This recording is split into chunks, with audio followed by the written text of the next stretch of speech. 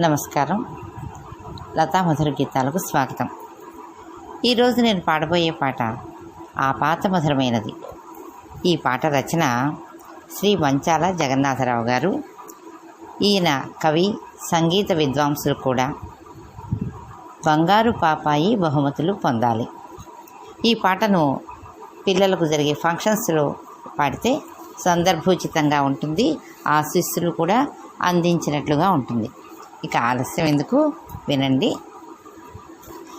బంగారు పాపాయి బహుమతులు పొందాలి, బంగారు పాపాయి బహుమతులు పొందాలి, పాపాయి చదవాలి మా మంచి చదువు, పాపాయి చదవాలి మా మంచి చదువు. పలు సీమలకు పోయి తెలివి గల పాపాయి,